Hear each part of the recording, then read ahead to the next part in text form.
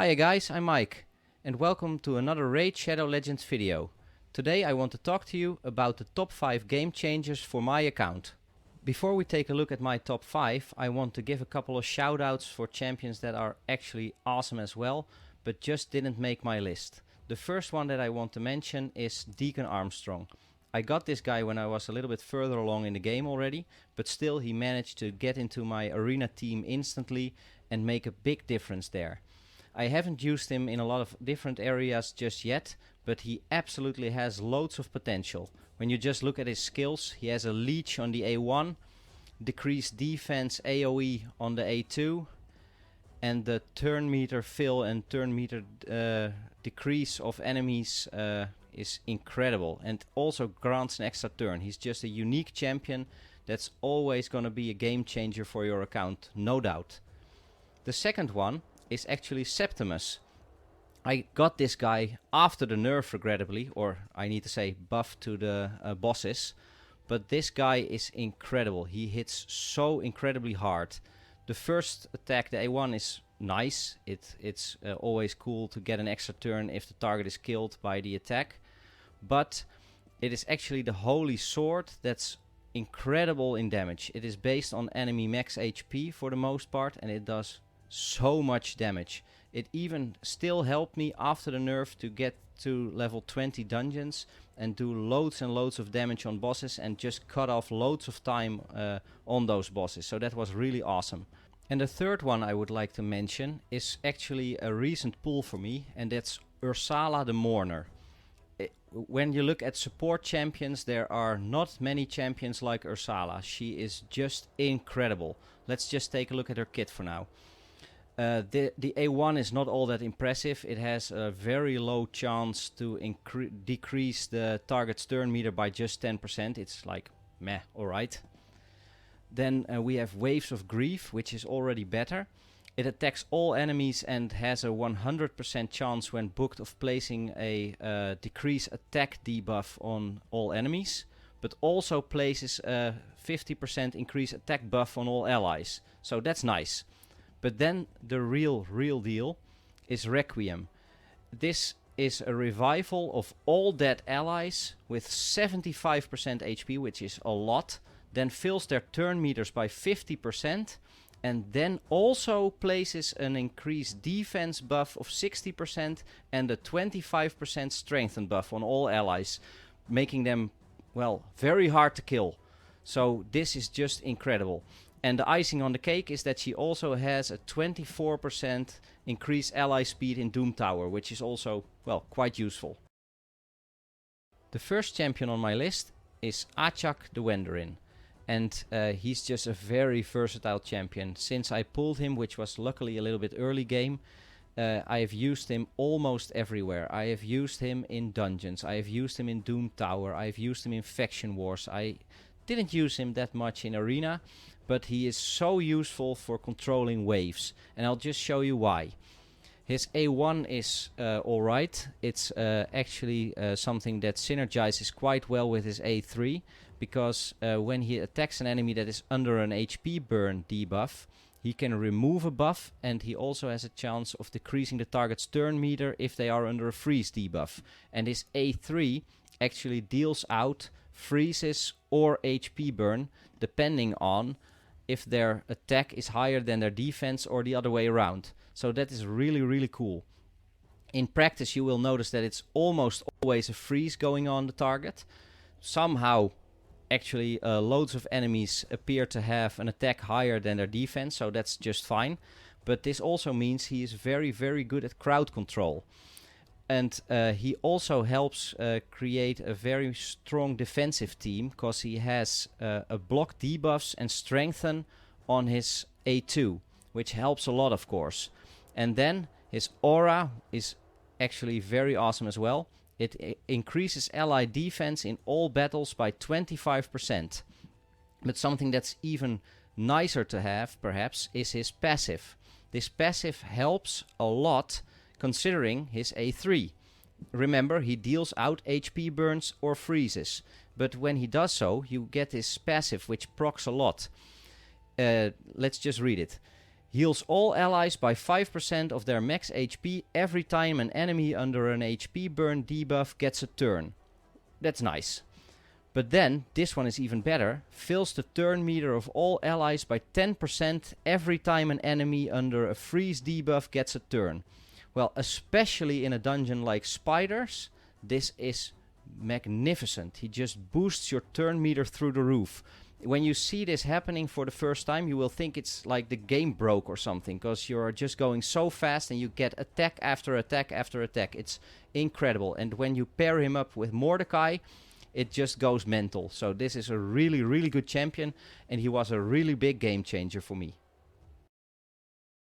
The second champion on my list I actually pulled at the same time as Ajak the Wanderin. So this was a huge boost for my account at the time, because I didn't have any useful epics at that moment yet.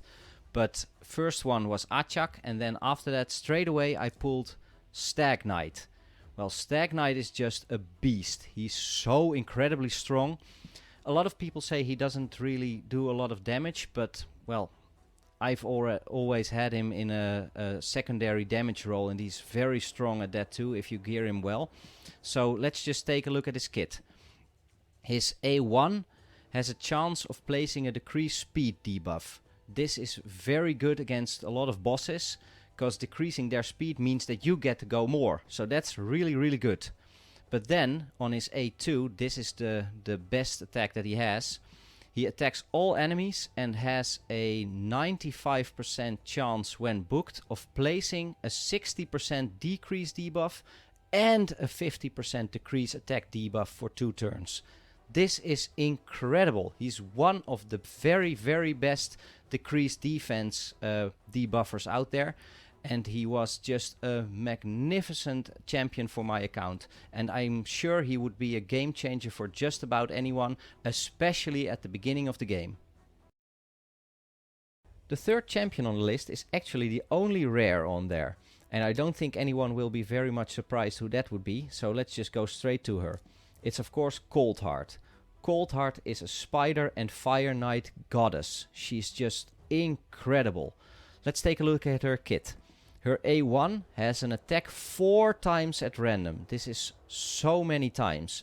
And this is of course awesome to get down the shield from the Fire Knight. On top of that, it also has a 25% chance for each hit of placing a 100% heal reduction debuff, which also helps a lot with the Fire Knight should he be able to regain his shield. So that's a really good ability too. Then the A2. It attacks all enemies and has a 30% chance of placing a 50% decrease accuracy debuff, which is nice. Also places a 5% poison debuff for 2 turns if the target is under a heal reduction debuff coming from her A1, so it synergizes quite well with that. But then we go to the A3, which is the one that it's all about with her. It attacks one enemy, decreases the target's turn meter by 100%, which is mental against bosses like Spider and Fire Knight. Has an extra 30% chance of inflicting a critical hit, which means that you don't have to build her with 100% crit rate. You can just go for 70, and this one will hit 100% crits all the time then. So the best thing about this attack is that it's based on enemy max HP. So a boss has lots of HP, so this attack does loads of damage on them. Regrettably, the attack has been nerfed a little bit for dungeons 21 and above, but up to 20 it will still do loads of damage, and she can be your main damage dealer there. So this is incredible. Also, she is very good for some Doom Tower bosses, and she's just an incredible champion overall. So if you pull her, Spiders and Fire Knights will no longer be a huge challenge. You can just use her and farm them on level 20. It's incredible. She's fantastic. And she will be a game changer for everyone. The fourth champion is actually a really, really unique champion. And he's very good alone, but he is even better when he's with 2. So let's just take a look at him straight away. It's of course Maneater. I was very, very lucky to pull 2 Maneaters on the same opening. It was incredible. I just got 2 of them, when there was a times 10 event of Maneater, I got 2. So I was very, very lucky. But what this did for my account was even more incredible than I could have imagined. I never was able to do a lot with Clan Boss yet, and then I got the 2 Maneaters, so I was able to create an unkillable team. And this creates such a boost for your account, because you get loads and loads of resources from Clan Boss. So getting 2 Maneaters was one of the biggest game changers for my account that I could have wished for, because it just gives me so much resources, and it's actually the only way that I can farm on a regularly basis the books for my champions, and then I mean the epic books and legendary books. So I'm really, really happy with that, and he's a fantastic champion. Let's take a look at his kit. So the A1 attacks one enemy and places a decrease attack debuff on all enemies if this attack is critical. It's nice, but it's not what I have him for on a Clan Boss team. Then Siphon attacks one enemy, fully depletes the target's turn meter, fills this champion's turn meter equal to the amount the target loses. So this is very nice as well. Also something he does not use a lot for the Clan Boss, but still a very nice attack. And then the A3, which is why he is so incredibly good for Clan Boss. Ancient Blood. This champion receives damage and then places an unkillable buff and a block debuffs buff on all allies for 2 turns. Damage received is equal to 5% max HP for each ally alive. The unkillable and block debuffs buff are what makes him so great for Clan Boss. And if you have 2 of them, then you can actually have them cast this Ancient Blood in tandem, creating a situation where you are never not unkillable. It's a double negative, sorry about that, but it's the only way I can explain it. You will never not be unkillable. It's very, very good. So then you will be able to just always make it to turn 50 with the Clan Boss, and you do loads and loads of damage that way. But this also means that when you even not have a great account yet, that you can make it through Nightmare Clan Boss perhaps, or maybe even Ultra Nightmare. And this gives you so many resources, it's just crazy. But he even has more. He also has an aura, increases ally HP in dungeons by 33%, which is not bad.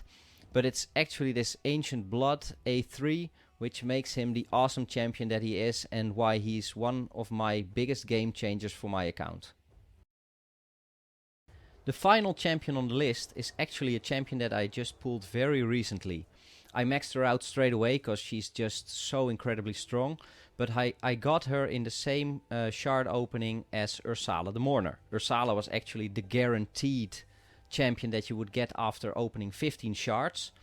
Well, I opened 15 and I got my first epic after 15, which was Ursala. Not all that surprising, of course, but my 16th was actually Seer. And I was so happy with this, because this champion makes all the difference in dungeons and Doom Tower waves. She is mental. Let's take a look at her kit. Her A1. It attacks one enemy and has a 15% chance of granting an extra turn. That's okay. It actually hits quite hard, so that's just fine. But it's not what she's all about. Then the A2. Places a 30% increased crit rate buff on all allies for 2 turns and places a 25% weaken debuff on all enemies for 2 turns. Not bad, pretty good actually, so that's great. But this is the one that it's all about, Karma Burn. The A3 removes all buffs from allies and enemies, and that's very important, the and enemies part. Then attacks all enemies. Damage increases according to the number of removed buffs. Has a 50% chance of placing a sleep debuff on all enemies for 1 turn, and the chance of placing a sleep debuff increases for each buff removed. Inflicts less damage to bosses. Well, let's just say one thing straight away. She does do quite a bit of damage to bosses, but it's not what she's there for. She's there for the waves. Her damage is actually based on enemy max HP. But what you need to do is you need to put her in a team with a lot of champions that provide a lot of buffs, and then she removes all of them and hits the enemies like crazy. It's like insta-kill on most waves, even in Doom Tower, even with bosses. It's incredible. She's just so very, very strong.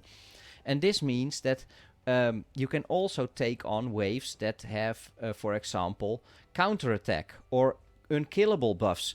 All sorts of buffs. Everything is just stripped by this attack. So if your enemies are under a lot of very annoying buffs, she just strips them off and kills them straight away. It's fantastic. This champion is mental. And she even has an aura.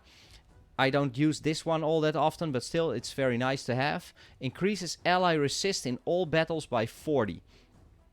Well, I can tell you right away, if you get a Seer, build her out straight away. This champion will help you so much in so many areas. And she is a powerhouse to be reckoned with. She's the best AoE damage dealing champion in the game for waves. And I'm just so lucky to have her. She is absolutely one of my biggest game changers. So that was it for the biggest game changers of my account. Thank you for watching this video. I hope you liked it. If you did, please give it a thumbs up and maybe subscribe to the channel. I will be posting a lot more videos in the future. Thank you for watching all the way to the end and see you in the next one. Bye bye.